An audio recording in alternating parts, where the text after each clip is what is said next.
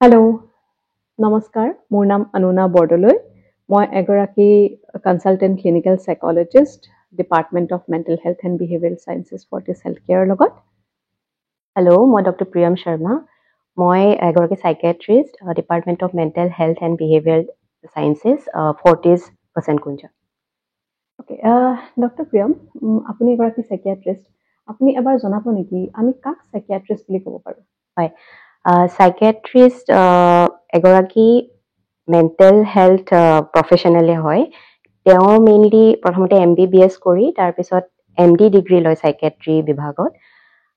And তেওঁলোকৰ চিকিৎসা পদ্ধতিত মেইনলি দৰৱ দিয়াৰ আৰু কিছুমান ব্ৰেইন ষ্টিমুলেশ্যন টেকনিক দি ট্ৰিটমেণ্ট কৰাৰ থাকে। অ'কে, তো অনুনা মই সাইকোলজিৰ বিষয়ে অলপ ক'ব নেকি? সাইকোলজিষ্ট কাক কয়? হয় হয়। চ' মই যেনেকৈ ক'লোঁ, মই এগৰাকী ক্লিনিকেল সাইকোলজিষ্ট। সাইকোলজিৰ বেলেগ বেলেগ ভাগ থাকে, যেনেকৈ ধৰক counselling psychologist, art based therapist, আপোনাৰ সাইকো অংক'লজিষ্ট, স্কুল সাইকোলজিষ্ট আৰু বিভিন্ন ধৰণৰ ভাগ থাকে।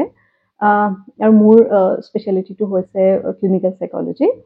ক্লিনিকেল সাইকোলজিষ্ট এজনৰ এগেইন আমি MBBS পঢ়িব নালাগে। আমি ইয়ৰ বেচেলাৰ্ছ, মাষ্টাৰ্ছ, তাৰ পাছত ক্লিনিকেল সাইকোলজিৰ কাৰণে এতিয়ালৈকে যিটো ডিগ্ৰী আছিলে সেইটো আছিলে MPhil in clinical psychology.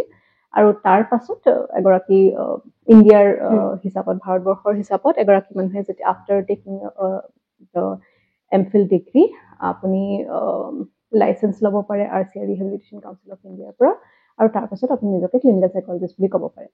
So' overall মই যদি সাইকোলজিষ্টৰ ৰোলৰ বিষয়ে ক'বলৈ যাওঁ, সাইকোলজিষ্টৰ ৰোল আপোনাৰ ট্ৰিটমেণ্টত আৰু এছেছমেণ্ট বা টেষ্টিং আৰু ডায়েগনষ্টিক ৰোগ নিৰ্ণয় বিষয়ত মেইনলি থাকে।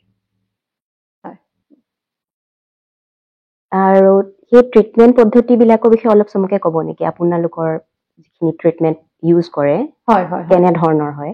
হয়, ধৰক ট্ৰিটমেণ্ট পদ্ধতি মই যেনেকৈ ক'লোঁ, সাইকোলজিষ্ট এজনৰ ৰোগ নিৰ্ণয় আৰু ট্ৰিটমেণ্ট পদ্ধতিত থাকে বিভিন্ন ধৰণৰ ট্ৰিটমেণ্ট, যেনেকৈ আপোনাৰ ধৰক বিভিন্ন ধৰণৰ ট্ৰিটমেণ্ট মডেলিটি, যেনেকৈ কিছুমান কমনলি সচৰাচৰ জনা ট্ৰিটমেণ্ট পদ্ধতি হৈছে CBT, DBT, মানে কগনিটিভ বিহেভিয়াৰ থেৰাপি, আপোনাৰ dialectical behaviour therapy, acceptance and commitment therapy, different types of therapy, psychotherapist থাকে যিটোৰ ইউজ কৰি পেলাই এজন মানুহক ট্ৰিট কৰা হয়। এইটো মেইনলি আপোনাৰ কথা বতৰাৰ যোগেদি হয়। কথা বতৰা প্লাছ কিছুমান বেলেগ বেলেগ ধৰণৰ আপোনাৰ টেকনিক্স আছে যিটো ইউজ কৰি পেলাই আপুনি পেচেণ্টৰ লগত ভেৰি ষ্ট্ৰাকচাৰ্ড ৱে আমি ট্ৰিটমেণ্ট কৰোঁ। ডক্টৰ প্ৰিয়ম, আপুনি অলপমান সাইকিয়াট্ৰিৰ বিষয়ে আৰু ক'ব নেকি? সাইকিয়াট্ৰি বা সাইকিয়াট্ৰিষ্ট এজনৰ role in the whole process. সাইকিয়াট্ৰিষ্টৰ প্ৰথমতে যেতিয়া এগৰাকী পেচেণ্ট আমাৰ ওচৰলৈ আহে, তো আমি হিষ্ট্ৰী লৈ পেলাই ডিটেইল তেওঁৰ কেনেকৈ আৰম্ভ হৈছিলে ৰোগটো আৰু কিহৰ কাৰণে হৈছিলে এইখিনি গোটেইখিনি বস্তু জানি, লগতে আনুষংগিক আৰু বেলেগ কিবা তেওঁৰ ৰোগ আছে নেকি, আৰু যদি দৰকাৰ পৰে কিছুমান টেষ্ট কৰি আমি প্ৰথমতে ৰোগটো নিৰ্ণয় কৰোঁ। তাৰপিছত সেই ৰোগটোৰ ওপৰত বেছ কৰি পেলাই কি ধৰণৰ দৰৱ তেওঁক দৰকাৰ হ'ব সেই দৰৱ আমি প্ৰেছক্ৰাইব কৰোঁ। আৰু লগতে যদি আমাৰ ভাৱ হয় যে নাই দৰৱতকৈ বেছি তেওঁৰ ষ্টিমুলেশ্যন যোনখিনি মই আগতে কৈছোঁ সেইটো বেছি দৰকাৰ, তেনেহ'লে আমি সেইটো প্ৰেছক্ৰাইব কৰোঁ।